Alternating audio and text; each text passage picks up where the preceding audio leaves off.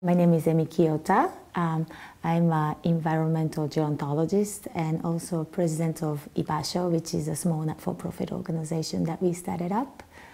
I'm Alan Power. I work at St. John's Home in Rochester, New York, and I'm a geriatrician and also a specialist in transformational models of long-term care. And the name of our project is An Innovative Approach to Global Aging, Creating Resilient Communities for All. Our project is to create guiding principles to strengthen community fabric and create resilience by tapping into the wisdom and experience of older adults that live in that community. As we see an aging of our population across the globe, we are also seeing a marginalization of older adults. And I think this is primarily because older adults are seen as people who have little to offer. Aging is seen as decline. And we view older adults as a burden, both socially and financially, as people that need to be taken care of professionally and have little to give back to society. As a result, older adults in many cultures become marginalized either by being more socially isolated in the community or by being institutionalized. And this is not socially or financially a sustainable situation. Our suggestion is to create communities where the presence and participation of older adults is part of normal life. And we feel that it's essential to have the voice and experience of older adults to create communities that are resilient, both with regard to intrinsic and extrinsic factors. The idea actually is coming from both of our background of work. He's been working as a geriatrician and he has concern about that amount of medication that we provide to the older people, especially with dementia, because that's most convenient for sometimes for the organizations.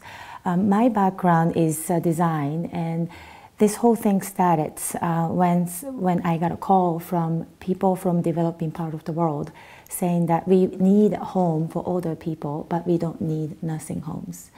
That makes me think, why are we making the place where we don't want to live in? Why can't we just create a better place where people will feel that they are part of it and they feel that they are valued as normal human beings as others?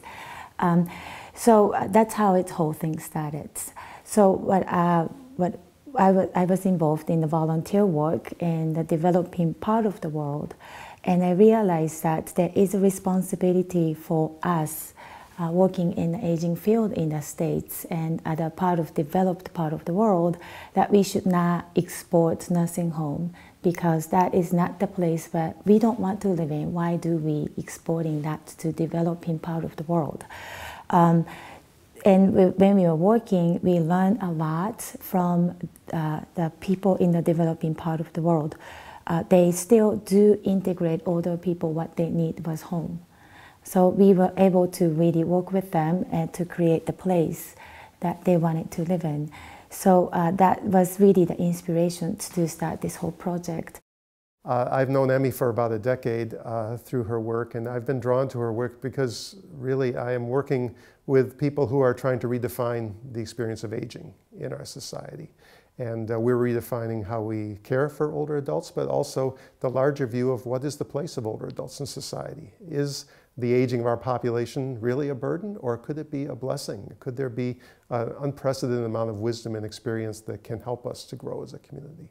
And so the work that Emmy is doing through her Ibasho organization has been very appealing to me because it broadens my work in long-term care to look at the larger aspects of society, and I really wanted to get involved with that.